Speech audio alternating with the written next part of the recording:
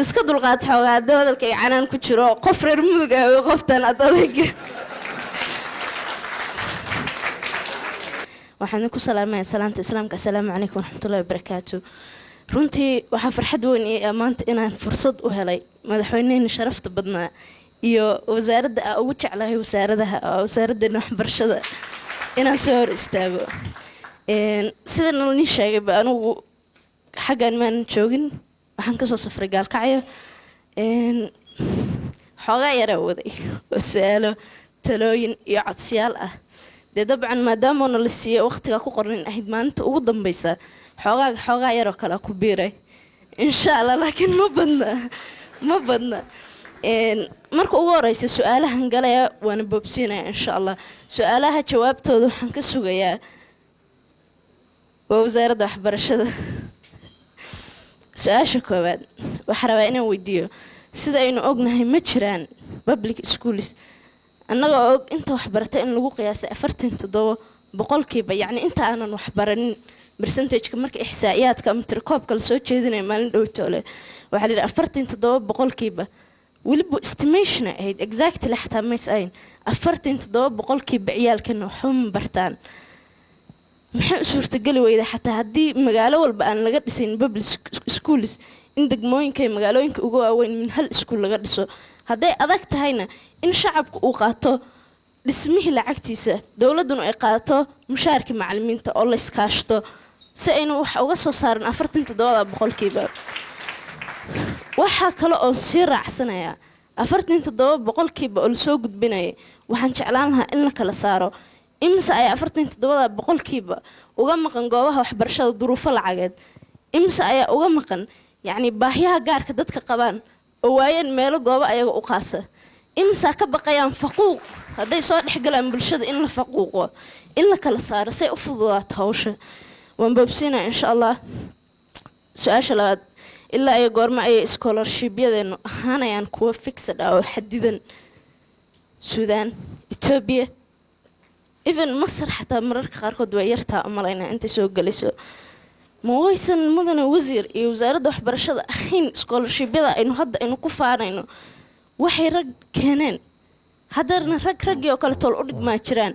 maxaa u leenahay scholarship-yo badan oo yurubta iyo waddamadaas ah maxaa loo leeyahay maxay ugu xadidan yihiin keliya dhowrka waddan ee jaarka nooca annaga teeda kale yacni qodobka kale toolaa cambaaraynaya waxay tahay ardaygii wuu dadaalaya wuxuu u dadaalaya oo kaalinta u ceyrsanaya waxay tahay badanaa hadda dadka ardayda sida caadiga ah rabaan inay dalka wax ka dhigtaan oo ku qanacsan oo og fakultiyada baranaya in dalka laga helayaan kaalin iskuma howlayaan qof laakiin haddaa aragtid jaxartamaya oo dhimanaya suu kaalin u galo qofkaasi waxa uu rabo inuu barto waddanka kama helayo soo fursad buu wuxuu uga faa'iidaysanaya inuu helo ayadoo bilaash ah laakiin nasiib darada jirtaa waxay tahay markaa firis xataa kaalimaha ilaa 100 ah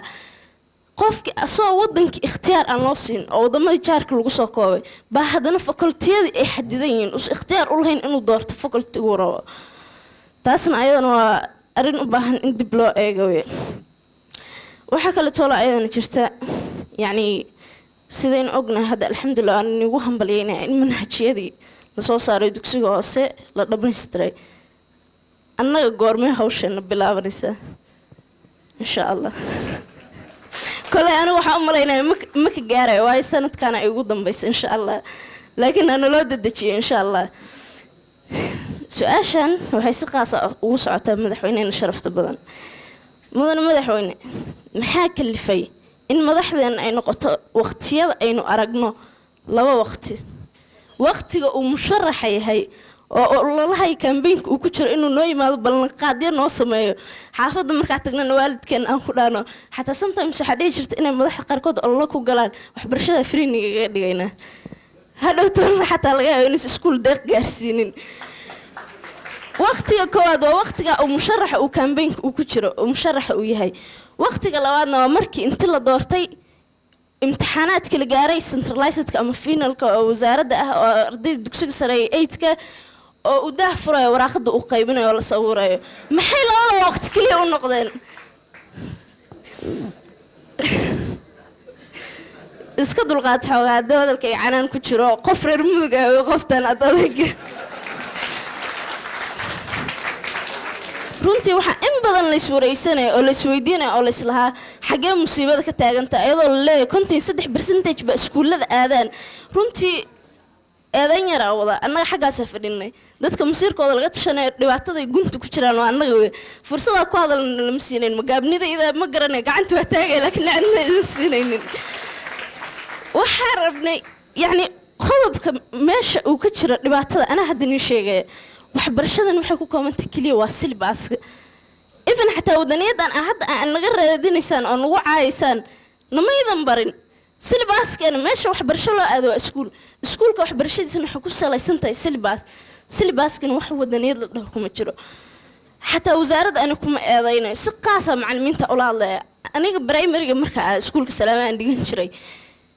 ma jirto macallimiintaas yani wadaniyad had maanta min hortaagan ma hadlaya dadka qaarkood malaga inay isdhahaan reer mudug in adayga u dhalatay fasalka afraad oo ay bari jireen wasaaradda si qaasa ugu maysa sheegin ayaga xil iska saareen wasaaraddan duruuf adag bay maraysaa macallimiinta waxa ka codsan la ayagana inay la garab galaan in ardayda ay wadaniyada baraan aysan ka sugin inuu wasiirka intuu shir u qabto uu dhaa ardayda wadaniyada bara ardayda waxa bartaan sidii mentalkooda loo dhisi lahaa ka hor intaa dhiilaydan ha casharkan qaado soo xifdi qodobka dhibaatada kale tol meesha ka jirtana waxay tahay waxaan wax u baranaa exams kaliya imtixaanka macalinka hadduu adoo xisad ku jirto ka sii jeestaro inuu ku soo jeedo muxuu ku dhahay waa sii jeesto Soomaa hadhow tan imtixaanka markuu kuugu imaaday ka jaranta bara casharkan si fiican u diyaar imtixaanku kuugu imaanaya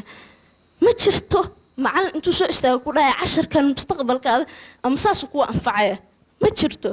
markaas waxa is weydiinaynaa hadhow toole maxay difference u jiraan dadku wax soo bartay suuqooda su'aalaha intaas ku soo koobay maadaama waqtiga yar yahay waxa u galay xoogaa yar oo codsiya badnayn codsiga koowaad maadaama dumar ahay gabar ahay waxa iskala gabdhaha in waxbarashada gabdhaha si khaas ah loo taageero waynu ka duruuf adagnahay waynu ku waajibaad badannahay waana laga doorbidid badan yahay waxa la wiilku waa boqolow waalidka markay noqoto xataa waalidiinta qaarkood waxaan siib daraa inay dhacdo haday duruuf lacageed ay ku timaado oo wiil iyo gabar ay haystaan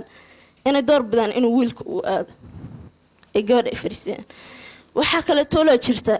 annaga kaliya wax ma barano mas'uuliyadda xaafadana saaran waxa laga yaabaa in maalintii oo dhan ay xaafadda ka shaqeynayno xilliga firaaqada helna ay habeenka ay noqoto ma aadi karno library ma bixi karno ma isku imaan karno waxba ma baran karno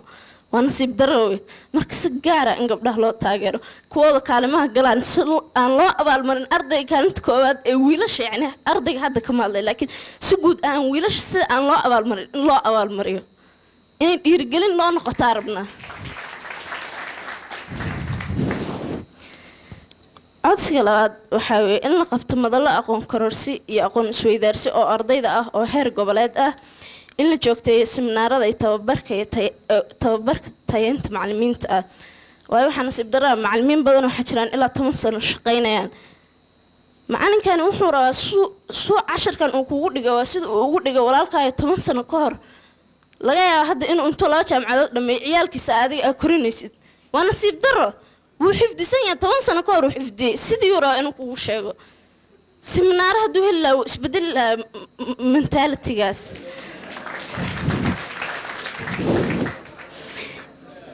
qodobkan weliba wuxuu lug ku leeyahay qodobka aynu dhayna waxbarashada in silbaaska ku koobin in la sameeyo barnaamijyo sanadle ah oo ardaydu ku soo bandhigayaan taalantiyadooda waa buuxna annaga waxna waraystaa laanahay iyo meelan ku hadalno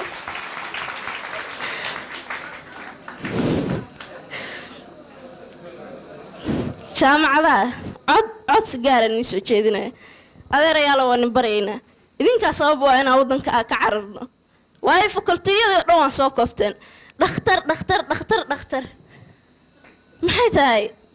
aniga hadda lowgaa rabaa inaan barto international law yani isheg psychology waxyaaba badan waan xiisaynaa inaan barto ma lahan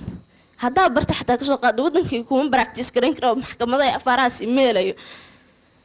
gabadha anaga saaxiibanahay baylooda rabtaa inay noqoto ma kelayso waddanka labadan waxa ku qasbanaa inaynu dhimanno say kaalin u helno kadibna ay dowladana dirto soo idinkii waddanka dadka ka cayrin kartaan ama u soo jiidi kartaan fakultiyadan 10 jaamacadood hadaa fiirisid waraaqahooda fakultiyada bixinayaan waa isku midkii xoogaa laba koorse isdheeriyin kaliya oo 2 bilood wax badan oo difference ma jiraan marka wadanka naga ceyrinina wadanka na joojiye hadaa soo gabagabeeyo insha Allah qodob yiriisa maadaama shalay oo ugu dambeysay laga hadlay dugsi quraanka iyo waxbarashada iyo waxaan ku darsanayaa hal point oo mudid in xogaa uu naga hoos baxay waa la ilaaway jaahila laga ma dhahay xasha ilaa iga aqoon badintan ana ugu aqoon yaro meesha jooga oo ah yani sida iskuulka yani u xadidan yahay ardaygan 4 sano wuxuu dhiganay dugsi hoose 4 sano wuxuu dhiganay dugsi dhexe 4 sano wuxuu dhiganay dugsi sare dabcan ana iska hadlay dad 3 sano dhigtan jiraan waa suurtagal in sidaas oo kale tolo wadamada caalamka kuweyda kale tolo ugu sareysa xagga quraanka markay noqotay tartamadiisa ayada ugu haysata yani ardayga 2 sano 3 sano 4 sano inta ku qaadanayso in waalidka markuu geynayo ilmahaas uu yaqaan oo oranay 2 sano kadib gacanta waxa soo qabanaya asigoo dhamay quraanka qodobka in lagu daro in loo xadido waqti